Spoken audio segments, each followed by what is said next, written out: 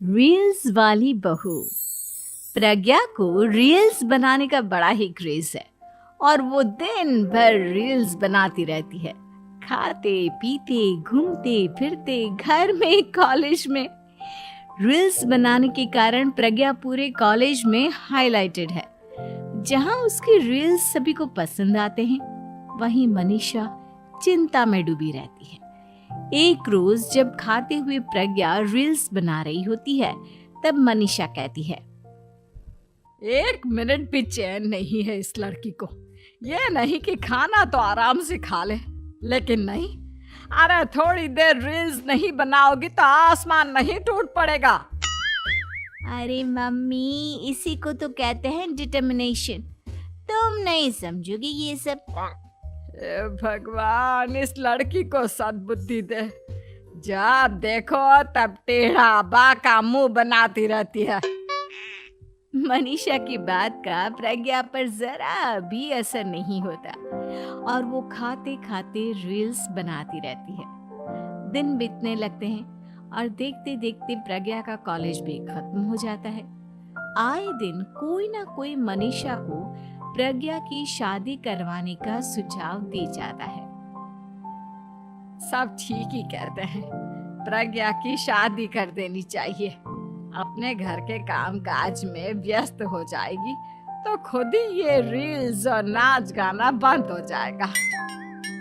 मनीषा और प्रेम प्रज्ञा के लिए एक अच्छा लड़का ढूंढने लगते हैं और तभी विकी का रिश्ता प्रज्ञा के लिए आता है, जिसने प्रज्ञा को उसकी रील्स देखकर पसंद कर लिया था। अगले दिन विकी अपने माता पिता के साथ प्रज्ञा के घर पहुंच जाता है और प्रज्ञा साड़ी पहने हाथों में चाय की ट्रे लिए उनके सामने आती है। जब विकी को पसंद है तो हमें भी बहू पसंद है। बहन जी, आप बारात की तैयारी कीजिए। एक बार लड़का लड़की अकेले में बात कर ले तो अच्छा रहेगा। हाँ हाँ, क्यों नहीं। मनीषा विक्की को प्रज्ञा के कमरे में भेजती है, जहाँ प्रज्ञा पहले से ही रील्स बना रही होती है। तभी विक्की कहता है, आ गए आपके साजन जी। हमारे साथ ये रील्स कंप्लीट करती तो और भी अच्छा रहता। अच्छा जी, अब आ ही गए हैं तो बना ही लेती हूँ आपके साथ। दोनों मिलकर रील्स बनाते हैं। जब वी मीट और तुरंत पोस्ट भी कर देते हैं। फिर विक्की कहता है, जब आप साड़ी में चाय लेकर आए तब मुझे लगा कि कहीं मैं गलत घर में तो नहीं आ गया। अब सही है।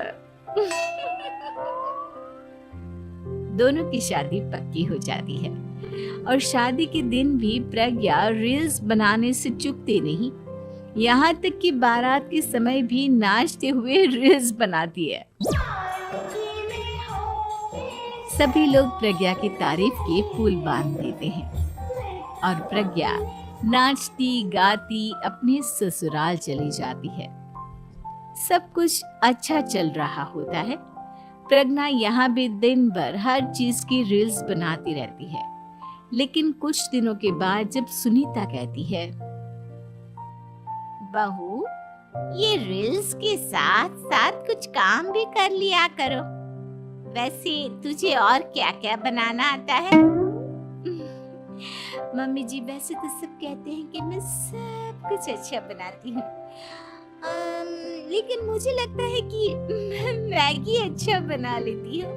हाँ, कॉफी भी अच्छा बना लेती हूँ और मुंह तो सबसे अच्छा बना लेती हूँ।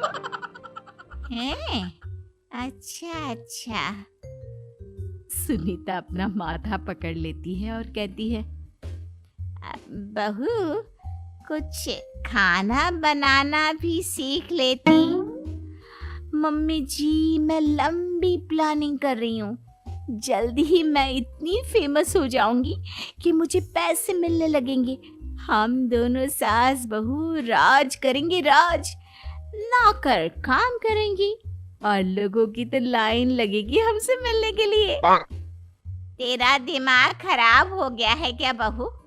हंसी मजाक तक ठीक है, लेकिन इस तरह घर नहीं चलते। जितना जल्दी हो इस घर के तौर तरीकों को सीख लो। प्रज्ञा मुंह घुमाकर चली जाती है और तुरंत उसी वक्त एक रील बनाती है। ये देख सुनीता का गुस्सा 7वें आसमान पर चला जाता है और विक्की के घर आती ही सुनीता उसे सब कुछ बताती है। विक्की भी अब प्रज्ञा की इन हरकतों से परेशान हो जाता है। तुम टेंशन मत लो मम्मा, मैं देख लूंगा। विक्की कमरे में जाता है तो देखता है कि प्रज्ञा रील्स बना रही है। विक्की बड़े ही प्यार से प्रज्ञा से कहता है, प्रज्ञा, इन सब के लिए मैं तुम्हें मना नहीं कर रहा हूँ, लेकिन फिर भी हर वक्त तो ये अच्छा नहीं लगता ना। समझने की कोशिश करो, मुझे भी तुम्हारा थोड़ा वक्त चाहिए। मैं जब ऑफिस से आता हूँ तो मुझे समय देने की जगह इसी में लगे रहते हो। तुम ज्यादा ही सोच रहे हो। तुम भी मेरे साथ रील्स बनाओ ना, तुम्हें भी बहुत अच्छा लगेगा। तुम्हें इज्जत से कोई बात समझ में नहीं आती क्या? दिमाग खराब हो गया है तुम्हारा इस चकाचौंध से। अगर तुमने अपना रवैया नहीं बदला तो मैं तुमसे दूर चला जाऊंगा।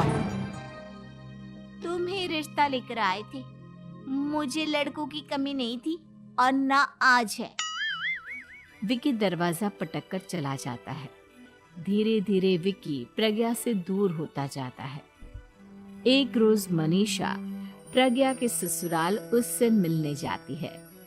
तब सुनीता उससे कहती है, बहन जी, अब आई हैं तो कुछ दिन यहाँ रहकर जाइएगा, आप ही का घर है।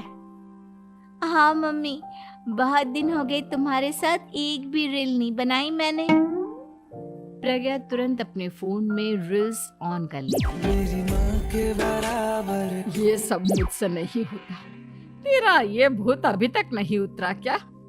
बहन जी, आप कुछ कहती नहीं क्या इसे? जब आप ही कुछ नहीं कर पाई तो मैं कर ही क्या सकती हूँ। सास तो वैसी ही बदनाम है। शाम को घर की लाइट चली जाती है और मनीषा प्रज्ञा से कहती है, मेरे घुटनों में बहुत दर्द हो रहा है, तू लाइट का कुछ इंतजाम करना बेटा। अच्छा, कैंडल जला देती हूँ मम्मा। प्रज्ञा गाते हुए कैंडल जलाती है और खिड़की के पर्दे के पास रख देती है। मनीषा, जिसे बहुत दर्द हो रहा है, वो सो जाती है और प्रज्ञा हमेशा की तरह अपने रील्स में लग जाती है। उधर कैंडल की वजह से पर्दा आग पकड़ लेता है और मनीषा के कमरे में आग लग जाती है। बचाओ, कोई है, बचाओ। सभी भागते हैं और विक्की कमरे की आग बुझाने में लग जाता है, लेकिन तब तक मनीषा आधी जल चुकी थी। मनीषा की हालत देख प्रज्ञा रोने लगती है। विक्की मनीषा को तुरंत हॉस्पिटल ले जाता है और उसे एडमिट कराता है। विक्की प्रज्ञा से कहता है, देख लिया ना, तुम्हारे इस नाच गाने की वजह से आज तुम्हारी माँ की जान जाते जाते रह गई। अब पता नहीं तुम और क्या चाहती हो। उधर डॉक्टर कहते हैं, इनकी हालत बहुत नाजुक है, आधे से ज्यादा जल चुकी है।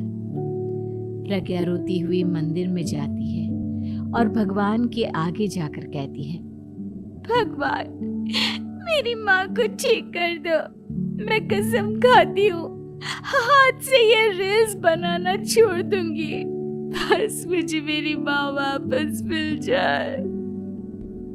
2 दिन बीत जाते हैं और मनीषा खतरे से बाहर आ जाती है। पेशेंट अब ठीक है, आप लोग उनसे मिल सकते हो। सब कोई मनीषा से मिलता है और प्रज्ञा सबके सामने अपना फोन तोड़ देती है। मुझे माफ कर दो मम्मा, मैंने तुम लोगों की बातों को नजरअंदाज किया। बेटा, कोई भी चीज जरूरत से ज्यादा खराब है। मैंने तुम्हें रील्स बनाने से कभी मना नहीं किया, लेकिन हर वक्त एक ही चीज तो सही नहीं है। मैं समझ गई हूँ मम्मा, आई एम सॉरी। प्रज्ञा उस दिन से रील्स बनाना छोड़ देती है और पूरी तरह से अपने घर में लग जाती है।